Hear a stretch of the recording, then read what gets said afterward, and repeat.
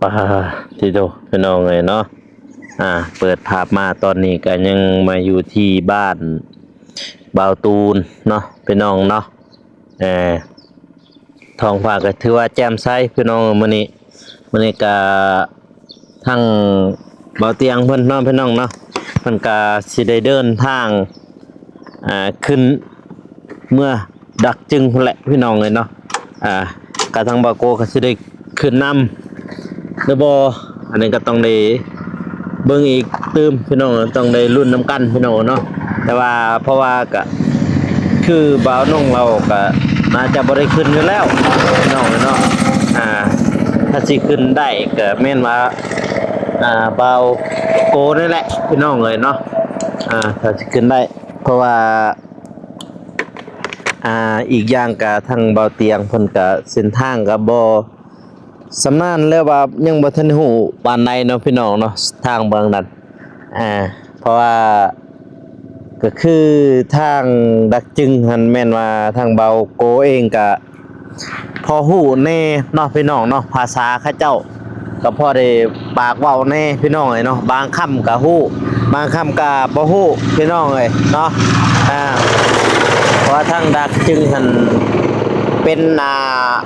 บ้านของพ่อแม่ของเบาโกเองพี่น้องเนาะชนเผ่าตะเลียงเน่เนาะเพราะว่าในแปลงเซกองเฮานี่ก็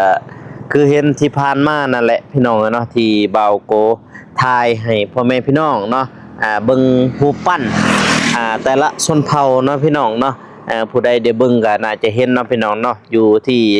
เซกองเบาโกทายในมื้อนั้นเนาะพี่น้องเนาะพี่ตอนนี้ก็เปิดภาพมากำลังสิไปหาน้องอัมพรพี่น้องอยู่สวนพุ่นแหละสิไปบุกอยู่สวนพุ่นเลยพี่น้องเนาะก็บ่มีหยังพี่น้องก็ได้ซื้อปิ้งตับแล้วก็สมฮักแล้วก็แจ่วแล้วก็น้ำส้มเนาะพี่น้องเนาะซื้อก็ซื้อมีแต่ให้เพิ่นแหละพี่น้องเอ้ย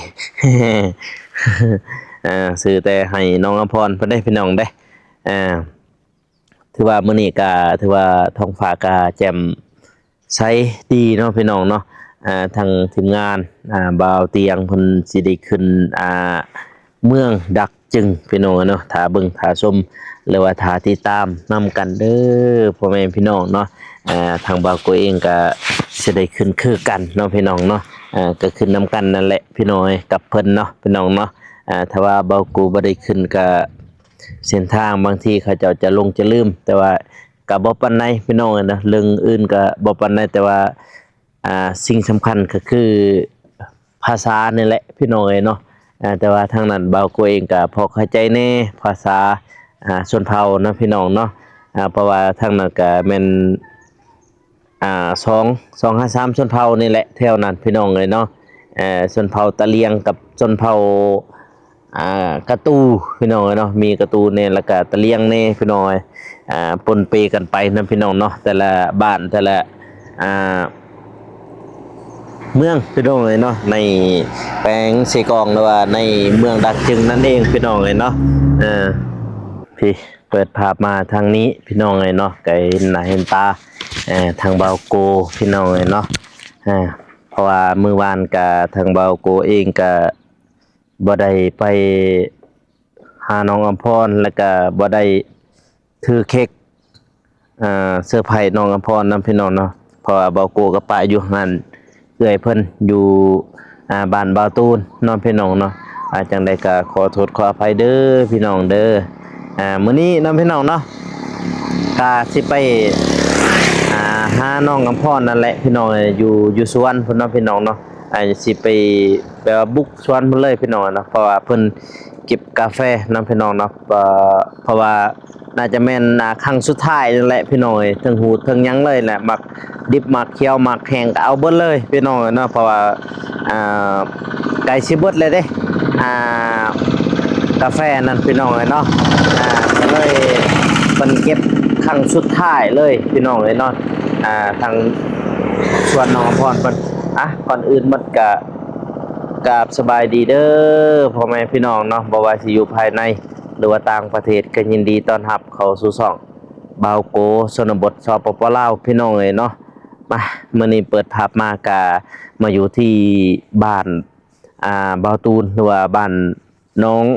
อัมพรนั่นเองพี่น้องเอ้ยเนาะตอนนี้บ่าวโกกำลังสิเดินทางไปหาน้องอัมพรอยู่ที่สวนของเพิ่นเลยพี่น้องเอ้ยแล้วก็บุกสวนเลยพี่น้องเอ้ยเนาะเพราะว่าเพิ่นเก็บกาแฟอยู่หั่นพี่น้องเอ้ยเนาะอ่า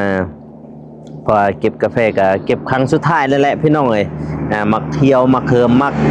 แดงมากเขียวก็เอาเบิดเลยพี่น้องเนาะเพราะว่ายังเป็นครั้งสุดท้ายได้ก็สิเบิดแล้วเนาะพี่น้องเนาะก็อย่า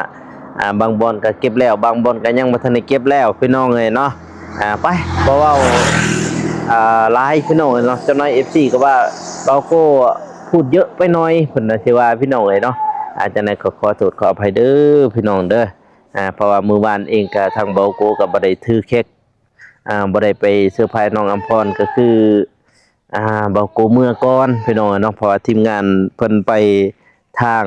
บ้านทงหวายพี่น้องเนาะเบาโกถ่ายอยู่นี้ฝนมันตกพี่น้องทางปากช่องเนาะก็เลยเบาโกออกไปก่อนเมื่อไปก่อนพี่น้องนะก็เลยปะเค้กอยู่นี่ให้ทีมงานเซอร์ไพรส์น้องอัมพรพี่น้องเนาะจังได๋ก็ขอโทษขออภัยเด้อพี่น้องเด้อที่เฮ็ดยันบ่ถือบททวงตามพ่อแม่ FC เพิ่นเนาะพี่น้องเนาะจังนั้นก็ทางเบาโกเองก็ขอโทษพี่น้องเลยเนาะไปบ่เว้าหลายใหญ่ห่างพี่น้องเด้อเฮาไปหาน้องอภรณ์กันอยู่ที่สวนเลยพี่น้องไป let's go โอเคไปเดินทางพี่น้องเลยเนาะเขามาเส้นบ้านบ่าวตูนนี่แหละพี่น้องเลยเนาะเพราะว่าเส้นทางนี้เป็นไปสวนน้องอภรณ์เป็นพี่น้องเลยเนาะตัวที่ดินบ่าวตูนคนนี้เห็นบ่นี่แหละนี่ดินเนี่ยกระเซาบ่าวตูนน้องพี่น้องเนาะพวกเขาเจ้ายังเก็บกาแฟอยู่เบื้องนั้นพี่น้องเลยเนาะไปบ่าวไล่ห่างจนหน่อยก็ยันทำไมพี่น้องเพิ่นสิทวงอีกจะได้ว่าเว้าไล่ลิบ่าวโกนี่เพราะว่าเห็นคลิปเมื่อวานนี่บ่าวโกลงไปกับพี่น้องเนาะเพิ่นว่าคิดที่ว่าบ่าวโกพูดเยอะไปหน่อยพี่น้องเนาะเห็นบ่กระเจ้าตากกาแฟพี่น้องป้าโทเต็มแต่กาแฟพี่น้องทางนี้แดดจังสี่ก็ตากกาแฟไปนำเนาะพี่น้องเนาะโอ้ตกแห้งมาขาวจังสี่มาเขาเจ้าอิ่วแล้วจังสี่แห้งราคามันดีพี่น้องเนาะนี่จังสี่ปลาตกเต็มวันนี้สะอ่อนดิพี่น้องเนาะนี่มากาแฟเด้อพี่น้องนะเขาจะตากจังสี่เลยเนาะพี่น้องเนาะตากน้ำผ่าบัดจังสี่บางบอนก็มีเขาจะเฮ็ดเป็นโครงตากน้ำพี่น้องเนาะบางบอนก็ตากใส่ผ้าบัดจังสีเลยนี่มันจึงสบายสบายเวลาปลูกแล้วก็ได้พื้นที่แน่พี่น้องเลยเนาะถ้าตากแบบคือเฮ็ดเป็นโครงห้างมันก็สบายคือกันพี่น้องเนาะแบบแรกก็สบายแบบนี้ก็สบายคือกันแล้วแต่ทางพ่อแม่ประชาชนเพิ่นสะดวกสบายเนาะพี่น้องเนาะเฮ็ดแบบใดก็ได้เนาะเข้ามาในสวนละบาทนี่ที่คือจังหวัดเล็มอะไรทีนี้ยังอยู่แจใดเด้บัดนี่อัมพร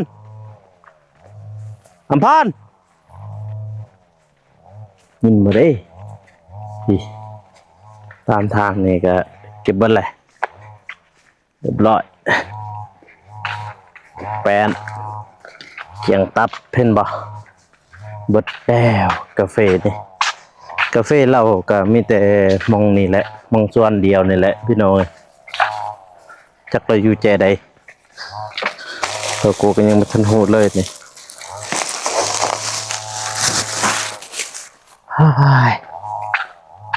อัมพรเอ้ยเสียเนาะบาดนี่สวดนี่บ่หรือสวดลุม นี่เป็นส่วนของเราเอง อยู่ลุมแม่น่ะส่วนของพี่น้องเรา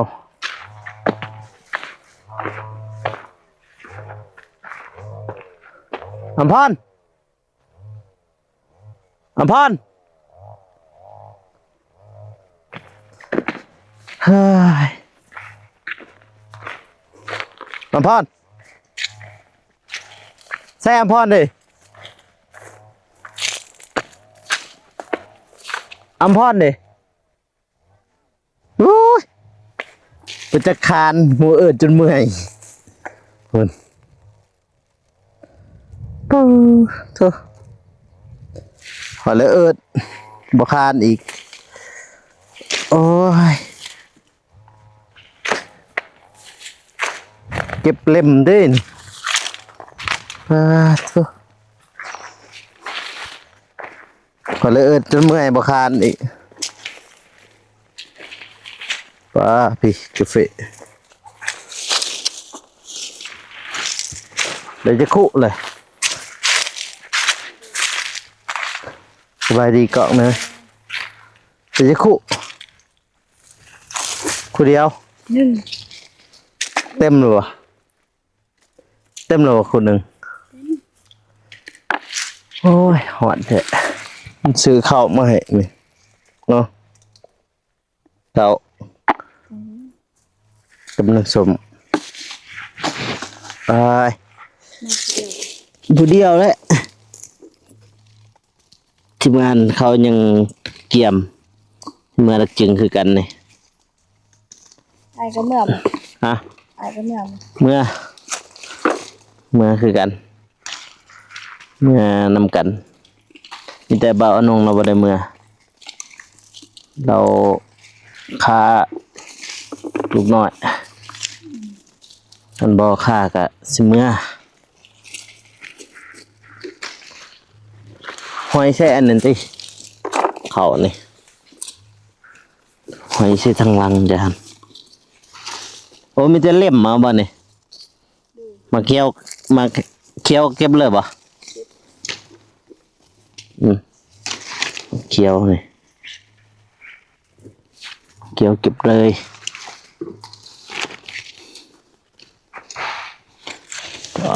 จุดิพี่น้องเลยนี่เห็นบ่เก็บกาแฟเด้อพี่น้องเด้อพี่ผู้ทางลมยังไปเล่มเมาหอนเด้บาดนี่โดยใส่หมวกมาซ้ำพี่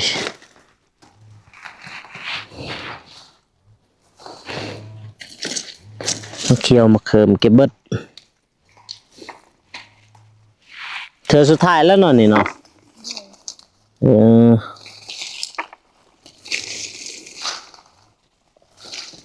เธอสุดท้ายตินใหม่เนี่ยนี่บัด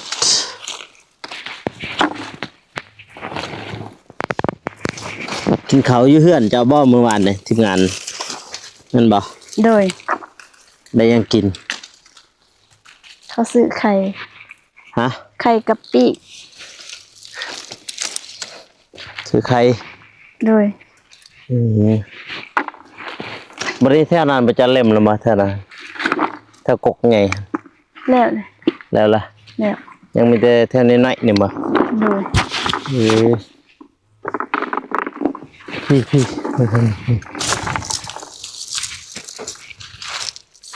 เก็บเล็บหน่อยสิ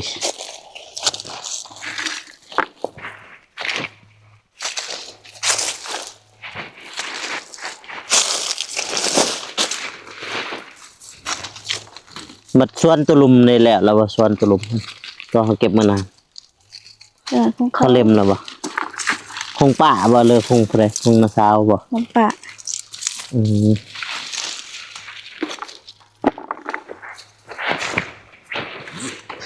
คิดว่าบ่อยู่นี้บ่หรือว่าอยู่หลุมบ่จ๊ะคือเห็นรถไทยอยู่นี่อยู่บอนเดียวนี่แหละ แล้วได้แล้วเนาะเห็ดตาหนึ่งเนาะได้บ่หูอยู่บ่ได้เห็ดตาเนาะ บ่ฮู้คือกัน น่าจะได้มั้งน่าจะได้อีดอกเห็ดตาหนึ่ง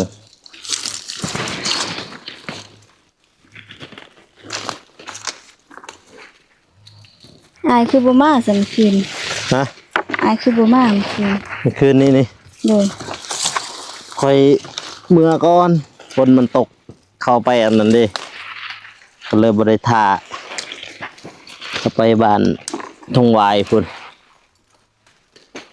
มาในทางบ้านฝนตก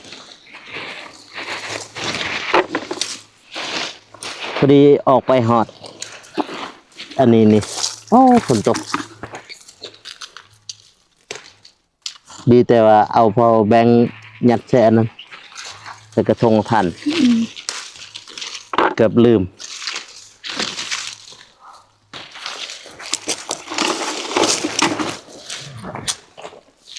บายว้า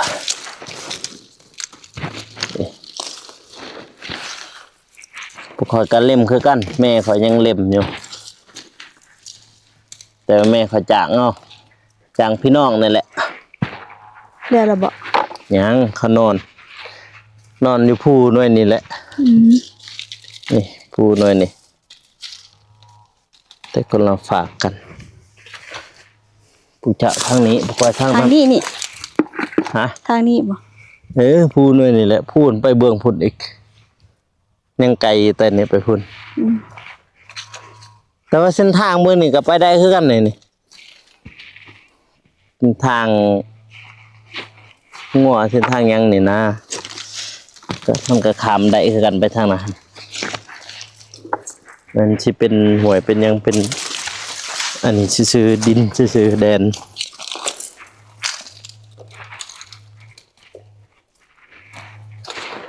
น้องบองมาชวนกาแฟป่ะ โดย เพิ่นก็เล่มแล้วเนาะ แม่น ชื่อเล่มนะบัดนี้พวกอายก็เล่มคือกันทางนั้นแม่ยังเล่มแต่ขอบ่ได้ขึ้นนี่จะขึ้นมือนั่นมือที่บ่ได้ไปถ่ายคลิปขึ้นมือผู้พุ่นขึ้นมือหน้ามาติดกาแฟ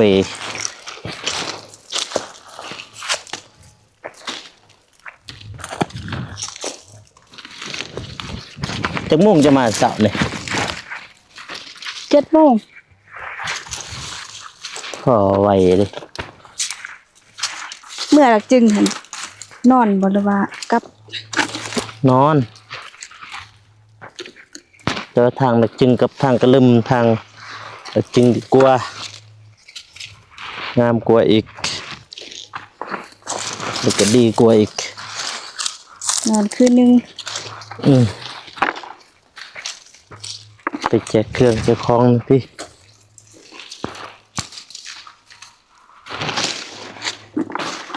แจกเครื่องแจกของกับพี่และทางงานตะปื้อคนละทางเมืองซานไซ หอตะปือ บ่ฮอดดอกตัวเมืองฮอดแต่เขตซื่อๆ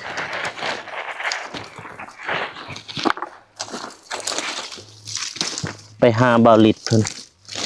มันจะแม่นไปหาเบาลิดแหละ แต่ว่าทางนั้นไปเห็นเขาเจ้าลงหันฝนตกบ่อยตกตลอด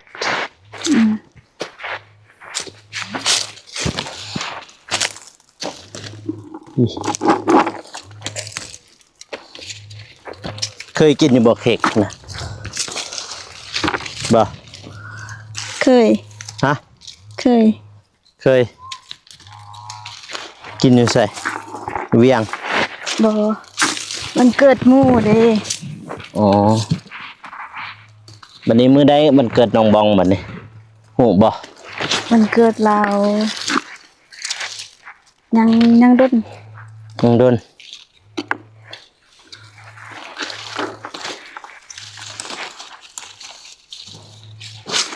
น้องบ้องก็ได้กินอยู่บ่เค้กหวานนี่ บ่เราบ่ได้มา เราบ่ได้มากินบดปะเราครับ เรามาน้ำล้างหมูเด้ แล้วมามีแต่ไปเจอกินข้าวหั่นบ่ เลย อ๋อจะฮู้อยู่บ่ว่าข่อยสิเค้กหวานนี่บ่ บ่ บ่ฮู้ บ่ฮู้ คิดว่าน้องบ้องละบอกมีแต่น้องบ้องบอกมื้อนั้นแต่ก็บ่ได้ไปบ่ได้เข้ามามื้อวันเกิดจ้ะพอดีเข้ามาเมื่อวานนี่ก็เลยบ่ได้ท่ากับจอยตอนค่อยเมื่อหันอันนั้นฝนหลุดแน่แล้วหน่อยหนึงมอสิฮอดบาทฝนมันเอื้อนหน่อยหนึงอีกอย่างก็บ่ได้ถือพยางมาเด้คิดว่าฝนสิตกคิดว่าฝนมันเศร้าล่ะ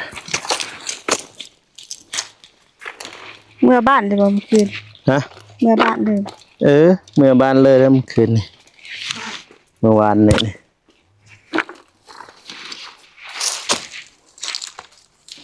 ซื้อเค้กอยู่ท่าแตง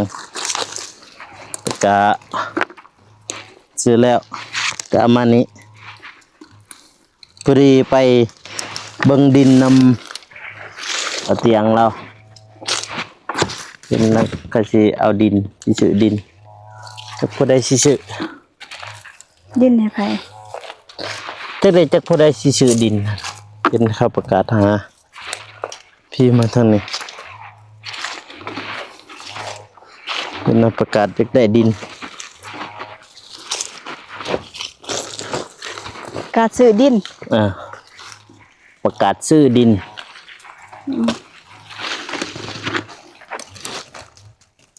เขตใด เขตห้วยดำนี่แหละเมื่อวานกลับไปเขตห้วยดำคือกันนี่บุกน้าไปหลังอันนี้นี่ทางนี้หลังขอกหมูอันนี้หลังของหมูทำบุญยงปลูกกาแฟบ่ จักดิพิซเมนที่บอกเป็นเขาประกาศอยากได้ดินมาสั่น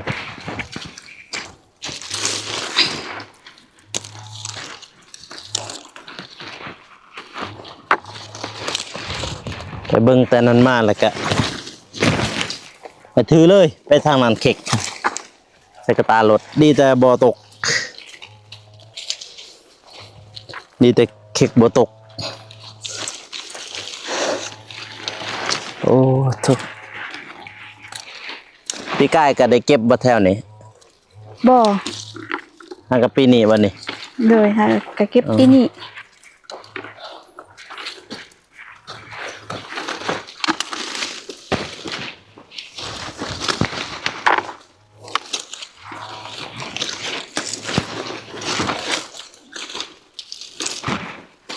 จักมื้อใดแรกแม่เคยสิเด็ก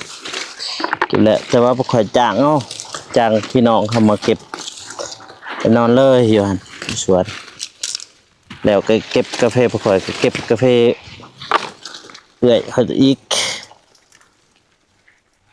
กาแฟลาวก็อยู่เทั้งผู้ ฮะ กาแฟลาวก็ เทิงผู้เพิ่นหมดกาแฟแถวลุ่มหันทางเบื้องข่อยหันมีแต่บริษัทเด้คือเพียงแบบทางผู้เจ้านี่เป็นของบริษัทเบิดของประชาชนผู้ถึงผู้พุ่นแหละแต่ก่อนเขาบ่ให้ทางไอ้ใบทางที่แถวลุ่มหันมีแต่อันนั้นของบริษัทบัดนี้บัดประชาชนบ่มีว่าซั่นประชาชนมันสิวนยังผู้ มาทางเลยแหละ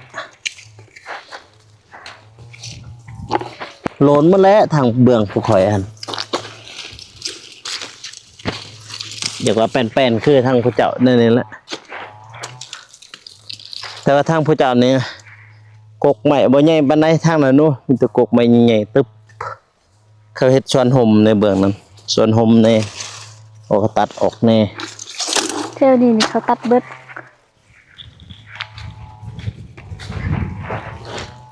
เบื้องผู้เจ้าก็ยังมีนาอยู่เบื้องนี้ มื้อนี้เขาปลูกแต่กกทอง คือเพียงจังซี่นี้ทางเบื้องข่อยหันเบื้องนั้นมีแต่ของบริษัทเบิดพวกประชาชนผู้อยู่ทางผู้หุ่นแหละเด็ดแค่นั้นน่าจะแม่นมีแต่กาแฟเบิดแล้วท่าน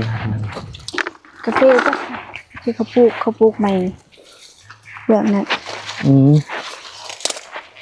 3 ปี4 ปีก็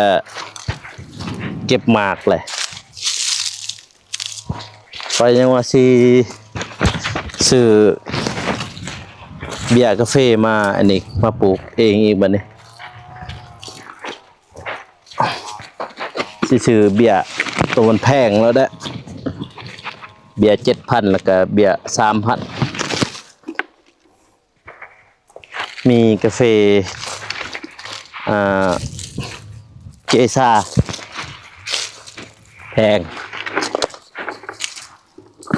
หาซื้อได้ยากตัวนั้นกาแฟน่ะ บ่ได้เฮ็ดบ่ ฮะ บ่ได้เฮ็ดเอง กำลังไปสิซื้อปีนี้แหละกำลังถามว่ามันมีดินน้อยหนึ่งนะอยู่หลุมหนาก่อน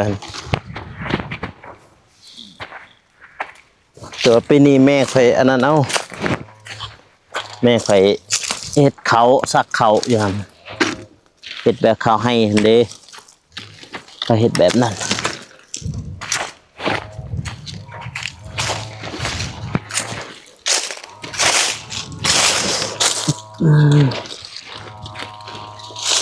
เป็นเฮ็ดกับอันนั้นพี่น้องค่อย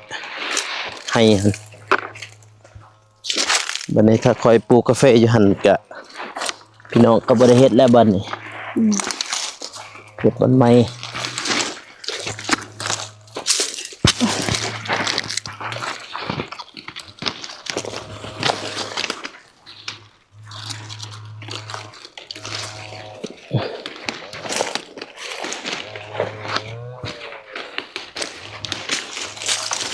จักโมงสิออกเมื่อจริง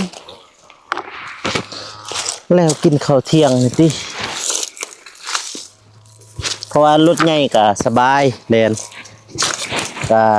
คอยไปคือกันนะไปถ่ายคลิปแน่นั่นแหละคอยต่อยไปเขาก็สิถ่ายคลิปแน่แล้วก็สิไปแวะไปหาบ้านเบาลิด 2คันบ่เลยว่าคันเดียว คันเดียวจะรถเบาเตียงไปก็มีเบาเตียงเบาเมฆเบาเจ็บเบาตูนคอย5 คนไป บ่พ้นเดี๋ยวบ่ได้ขึ้น ฮะ บ่พ้นเด้ บ่วนบ่ได้ไปบ่าวนงก็บ่ได้ไปบ่าวนงเราอยู่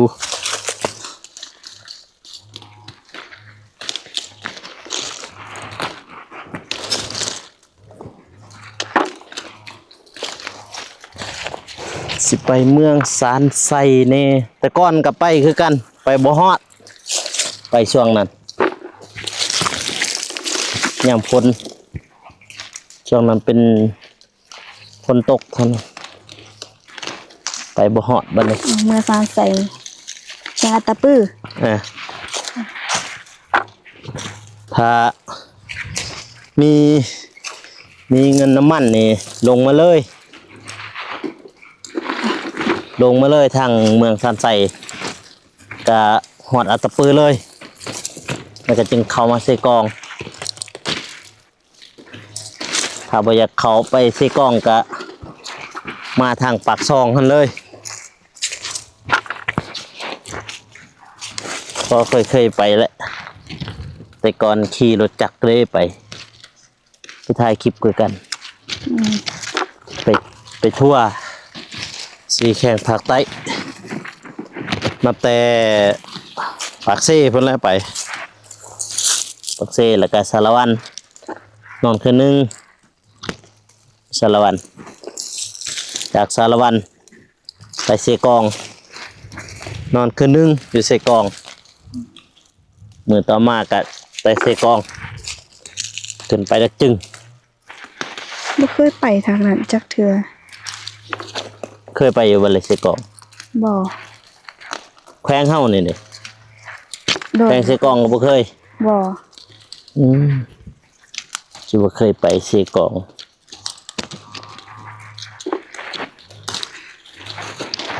บ่เคยไป ที่รู้จักไปเที่ยวยามนี่ก็มีแต่ตัดแฝกตัดคูตัดฮอกแม่นตัดคูตัดฮอกคน ปากซอง บ่เซกองมันนี่มันมีตัดแฝกเด้ตัดแฝกกับตัดฮอกคนบ้านท่องเที่ยวทางเซกอง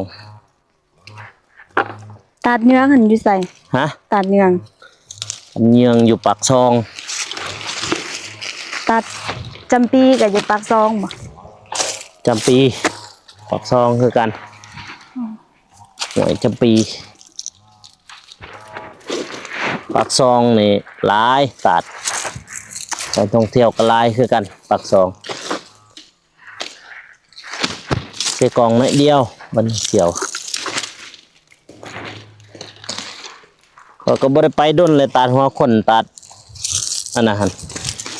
แฝกหั่น เราบ่เคยไปซัก จะเป็นยังไงแหละตัดหัวคนตัดแฝกในแขวงเสกองกะเซน้ำน้อยขมักไปลิ้น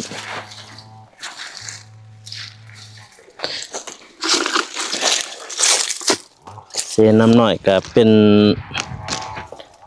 บอนอาบน้ำนี่แหละ เสกองบ่ ขวาเซน้ำเนาะ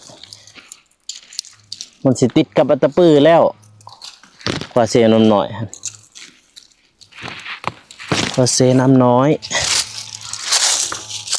สายแดนนะแดนต่อแดนเลยขามเบื้องหนึ่งก็แม่นว่าอัตตปือ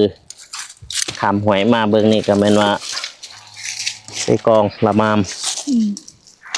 เมืองละมามแต่ค่อยบ่จื้อว่าอัตตปือนี่มีจากเมืองลืมแหละตอนนั้นจื้ออยู่ตอนนั้นเมืองชันไซสมัคคีไซ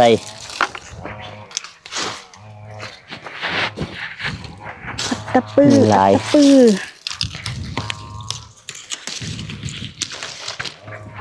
เซกองก็มี4 เมืองแต่ว่าเห็นเขาเจ้าประกาศอันนั้นเมืองที่หาแล้วอยู่เสียงหลวงนั่น อยู่ใส่ อยู่เสียงหลวงเด้อยู่ดักจึงหั่น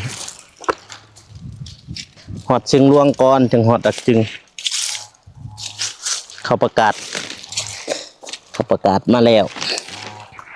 ว่าเมืองตะเวนออก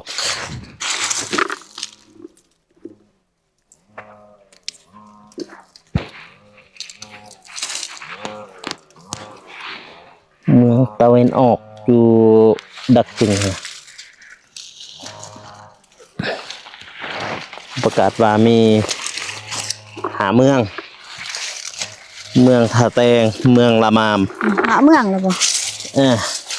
เมืองหยัง 1กับเมืองท่าแตง2กับเมืองละมาม นะบ้าม เมืองกะลึมเมืองดักจึงเมือง เมืองหยัง ตะเวนออกเขาประกาศแล้ว เมืองตะเวนออก เมืองตะเวนออกก็อยู่เชียงรวงหั่นแหละ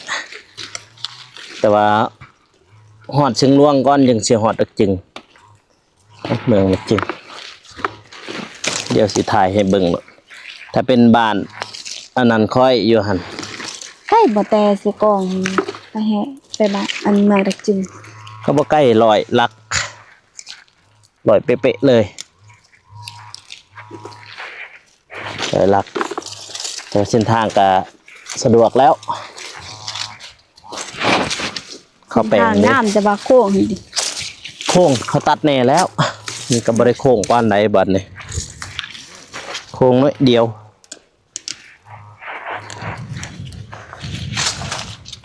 เขาเจ้าตัดออกเลยเด้โค้งบางโค้งก็โค้งชุดกับพุ่นแหละแถวโค้งงัวแหละโค้งเมืองตะเวนออกก็เป็นบ้านอันนั้นบ้านพ่อแม่เขาอยู่หั่นนี่รึกจึงนั่นอยู่เชียงรวงหั่นแล้วก็เป็นบ้านลุงค่อย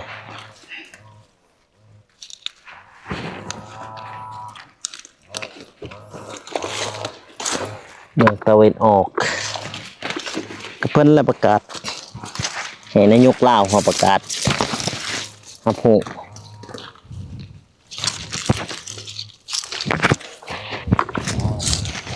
เมืองตะเวนออกกับเมืองดักจึง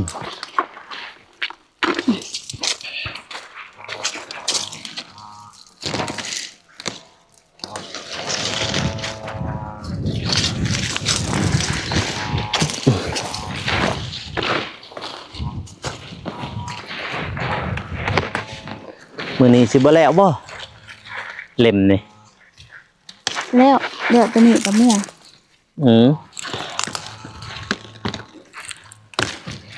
ยังหน่อยเดียว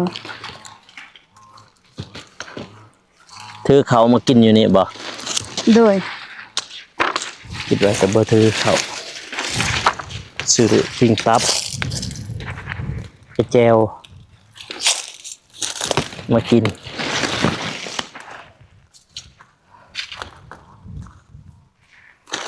ขัดเอาสตั๊กได้ว่าเนอะไอ้เกียร์ได้กระอักตะเอือกกันเอางั้น ขาเบาเตียงเพิ่นมาก็ไปกินข้าวอยู่หั่นกินข้าวแล้วก็เตรียมเครื่องเตรียมของ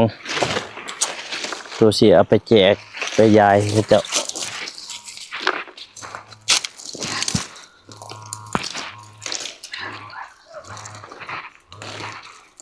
13นะมี13 อิหยัง 14เมื่อเนาะเพราะว่าไปนอนอยู่คืน 13มื้อนี้14อยู่ดีไม่แห้งกะแรงมื้ออื่นก็ลงแรง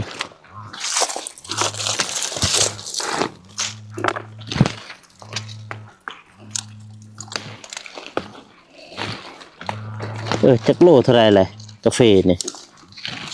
โลเท่าไรอยู่นี่ วานเขาซื้อ22,500 เมื่อวานนี่บ่ เลยนี่จักโลค่ะ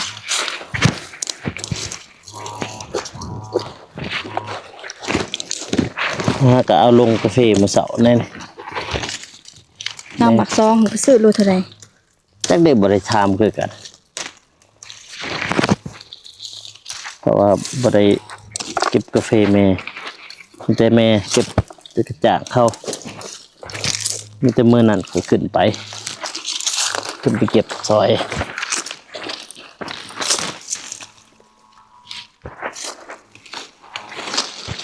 แล้วเก็บทางบริษัทยังหลายดอกบริษัทแต่ปีนี้แหละรู้สึกว่ากาแฟนี่เบิดไว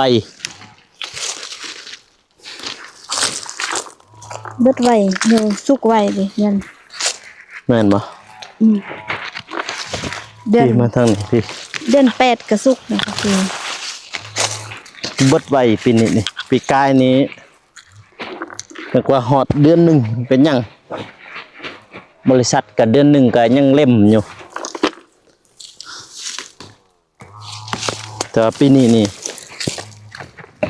บ่ทางบริษัทแล้วก็ทางเอกชนก็เบิดแล้วดูเลยมันก็ไว้แล้วหาเงินซื้อเบียร์กาแฟอันนั้นก่อนมาปลูกเบียร์เกซาแพงที่สุดในตอนนี้แล้ว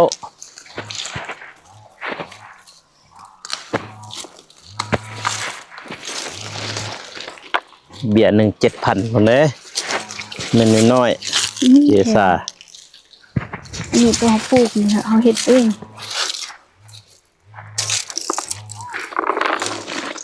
ซื้อจาก500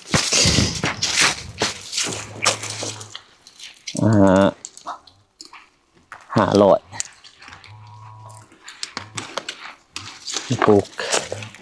ถ้า3 ปี2 ปี 3 ปีเก็บหมากกะต่อ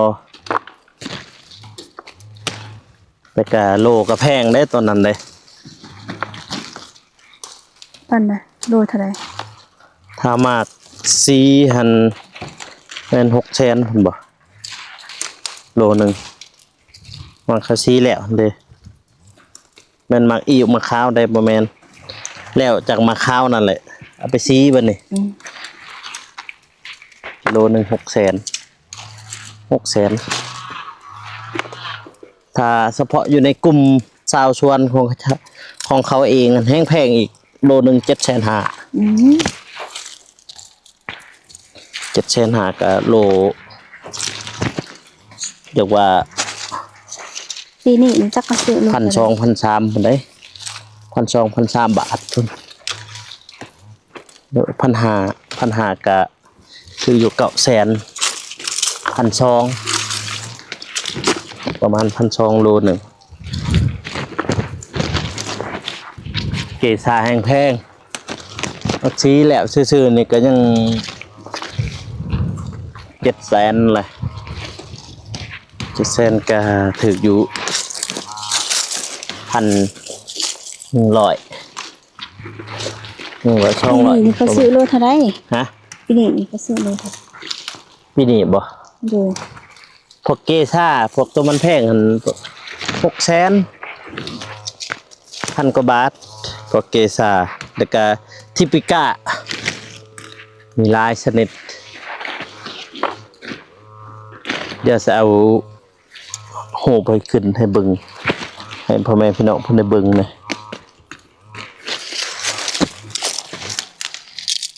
โหบกาแฟแม่นโหบดอกซื้อเพราะว่าหมู่ข่อยอยู่ปากซองนี่เด้ กาแฟเหลืองหั่น กาแฟเหลืองเขาเอิ้นกาแฟเยลโลจะเหลืองกับแพงคือกัน 300,000ตัวประมาณมักซีแล้วเด้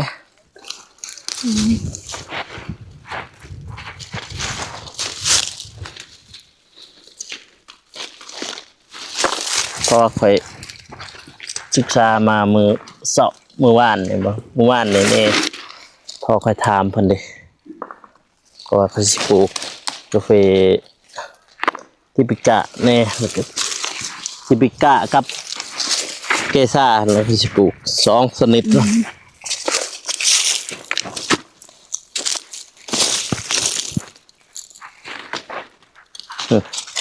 นี่น่าจะแม่นใบแบบนี้แหละพวกเกซ่าหรือก็ทิปิก้าในแบบนี้แหละแต่กกใหญ่มากก็แบบเดียวนี่เลยนี่ เก็บกะ เพราะเขายังบ่ทันได้เห็นกกมันครับเขายังบ่ทันได้ไปเบิ่งนำเราหมู่เขาอยู่ปากซองหั่นถ้ามีโอกาสสิถ่ายให้พ่อแม่พี่น้องเพิ่นได้เบิ่ง มันเก็บควันออกเดี๋ยวก็เปลี่ยน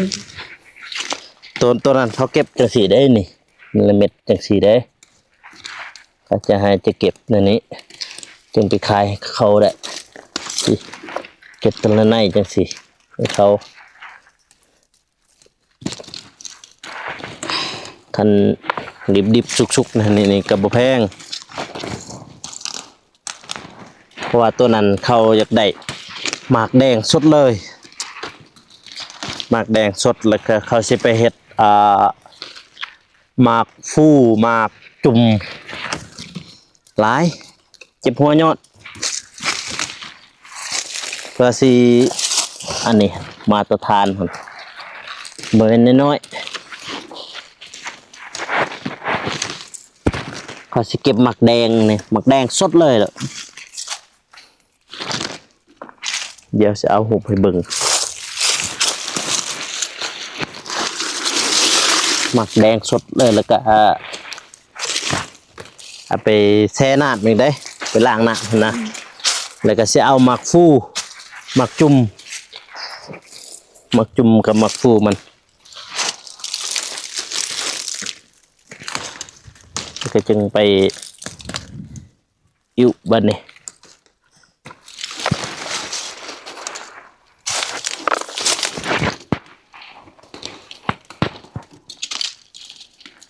หมักจุ่มหมักฟูมากอันนี้เขาคัดเป็นพิเศษเลยถ้าจะคัดดีเนี่ยเขาส่งต่างประเทศเลยเด้กาแฟพวกนี้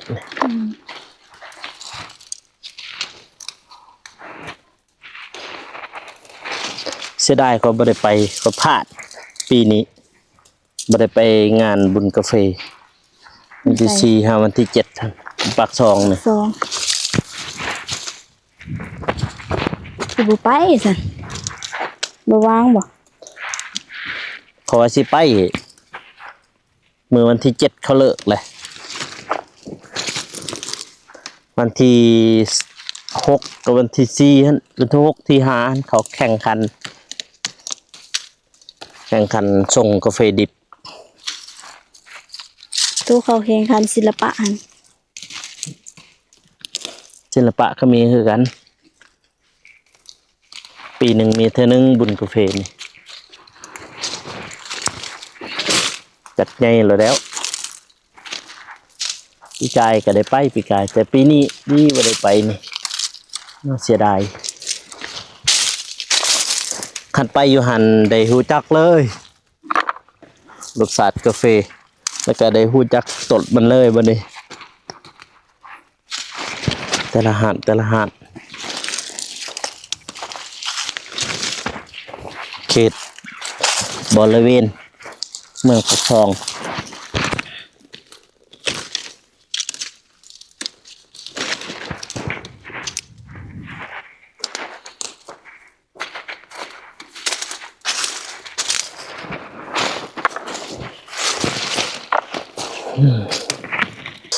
มา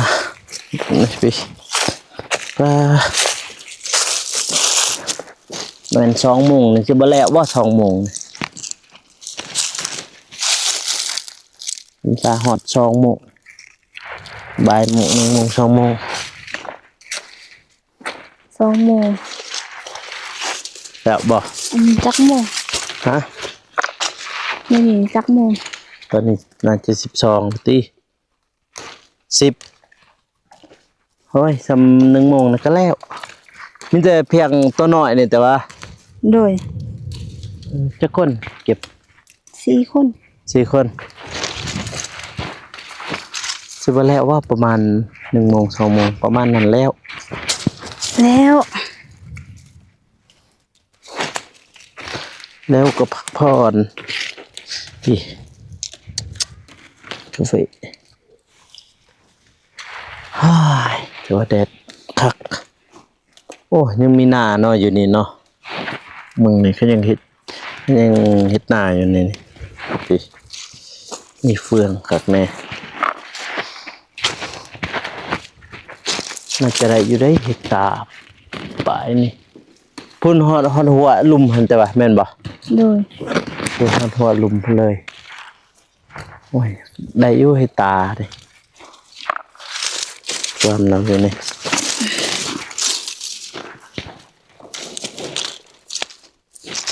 มาเล่นกาแฟพี่น้องเอ้ยกาแฟสุดท้ายสุดหมักดิบหมักแห้งหมักเคี่ยวหมักเอิมเอาเบิดบ่ให้เหลือให้ตัดหญ้าเอากินนี่ อ้ายจะบ่ บ่ส่วน ส่วนต่าง เขา โอ้คิดว่าอาจจะตัดหญ้าโอ้ยพี่น้อย กาแฟ ฮะ เราก็เก็บกาแฟ แล้วเอาเมียอยู่ใส่อาจจะ กันดอน ก็นอน โดย แล้วบ่ได้เฮ็ดชวนบ่เมียนะ บ่อยู่กันดอนหันบ่มี บ่มี กันดอนเขาเฮ็ดนาขีดยาง อืมแม่นแล้วทำไมกินยางเวียด เขาบ่ได้ปลูกกาแฟ พระเจ้าเคยเห็นว่าปลูกบ่เกิดบ่แต่ละเล่นอันใดนี่ เขาว่าปลูกบ่เขตฮ้อนดิอา เพ กา ราะว่า ศ ทางนั้นมันอยากว่าติดกับบ้านเกาะแหละ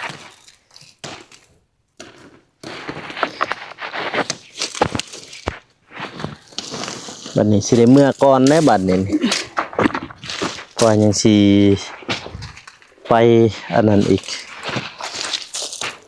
ไปดักจึงอีกเมืองดักจึงบางคนเขาก็บ่จักเซานั้นเป็นหยังคือจึงเอิ้นดักน้องฮู้จักบ่เป็นหยังคือจึงเอิ้นดักจึง บ่ฮู้ ทางนั้นนั่นดากก็คือน้ำกินนี่แหละมันมีน้ำลายเป็นหอยเป็นหองนะจึงเอิ้นมาดักจึงเป็นหวยเป็นหองเป็นน้ำสายน้ำสายแม่น้ำจึงเอิ้นมา มา ดั ถ่าก กินข้าวก่อนบ่ นะ มาถ่ากินข้าวก่อน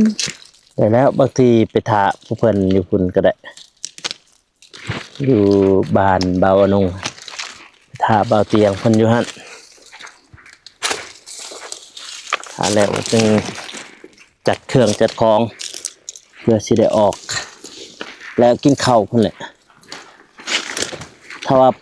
ไปอันนี้ซื่อๆนี่2 ชั่วโมงก็ฮอดดักจึงครับพออร่อยลักพอขี่รถไงถ้าสมมติคือไปถ่ายคลิปในไล่กะไว้รถ3-5-4นี่3-5-4 ชั่วโมงในฮอดเพื่อถ่ายคลิปถ่ายหยังแน่ตามทาง ไปแจกอยู่บ้านได้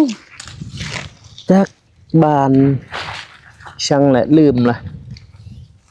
ทางดักจึงนี่มีแต่ดากเลยแต่ละบ้านก็ดาก แต่ละบ้านเลยมีแต่บอนเชียงลวงบ่แม่นดากลุมเชียงลวงก็มีอีกมีดักเซงเอาง่ายๆทั้งน่ะมันมีอยู่48 บาท48 บาทมีแต่ดากเบัดมีดักดำก็มีดักรุกก็มีดักเสียดก็มีโอ้หลายบัดนี้สิได้กลับก่อนเด้อ โดย มืออื่นมือฮื้อจึงเจอกันพี่น้องเอ้ยเนาะไปใช้มืออื่นมือฮื้อนี่บ่ได้ไปใช้เนาะ บ่ พ่อจะเฮ็ดเทือนบ่ โดย มีแต่ผู้เดียวเราบ่เฮ็ดเทือน ได้เฮ็ดกับน้อง กับน้องทราย โดย น่ะผมบ่ทันเห็นน้องทรายจ้ะซำไหนล่ะใหญ่ สูง เขายังบ่ทันเห็นเลยเมื่อใดวะเฮาเคยเห็นอยู่บ่ เคยตัวสูงหน่อยๆตัวน้อยๆสูง บางทีข้อยก็บ่จื้อก็มีพี่น้องเอ้ยเอ้าบัดนี้ก็บ่ว่าลายใหญ่ห่างพี่น้องเอ้ยเนาะก็ทางบ่ตัวเองก็สิได้เดินทางกลับก่อนพี่น้องเอ้ยเนาะมื้อหน้ามื้อเน้อจึงมาลิดมาใหม่มาเก็บกาแฟแต่ว่ากาแฟนี่น่าจะแล้วแหละหน้ามื้อเน้อก็คือพ่อแม่ผู้ใหญ่ใจบุญเพิ่นก็ให้เฮ็ดเฮือนซอยน้องอำพรพี่น้องซอยพ่อเราพี่น้องทางบ่ตัวเองก็บ่เป็นแน่พี่น้องเนาะถ้าเพิ่นให้เฮ็ดก็สิได้เฮ็ดพี่น้องเนาะ